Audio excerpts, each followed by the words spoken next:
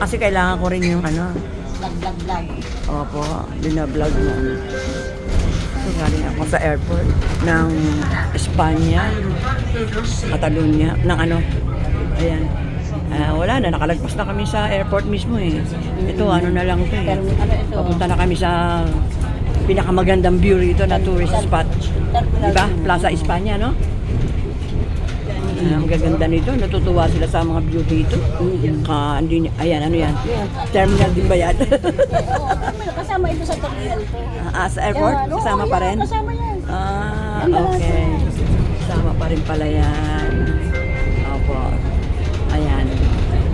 Kasi nandito kami. Hospital ano?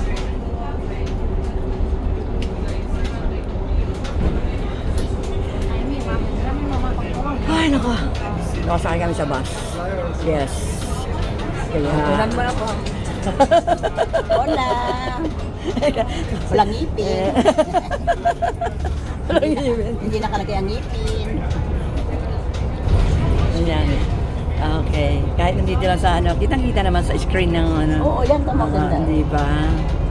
Ayan, nakaparada mga kotse. Iba't-iba. Laki. Ang laki talaga ng Espanya. Malawak.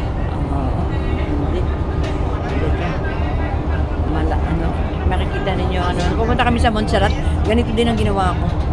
Ang ganda ng Montserrat. Ilang beses ka na nagpunta doon? Pangalawa pa lang. Ay, una pa lang, first time. Kaya nung matagal-tagal na nung ano eh, nung bagong dating ko rito. Opo. Ganda sana yung actual na hindi nasa autobus. Pero okay na rin yung nasa autobus.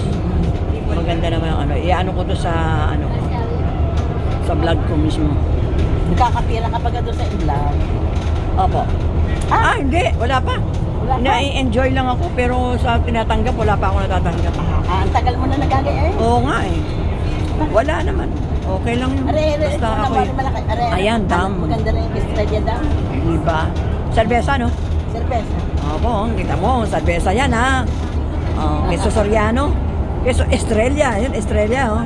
Ang ganda ng, ano, galing. Cerveza. Dito pala yun. Planta. May planta. Opo. Ang ganda. Matutuwa ka. Terminal 2. Higit na higit nga sila eh. Pag nakikita nilang ako'y nagbablog na ang gaganda ng view, ate, ang gaganda ng view.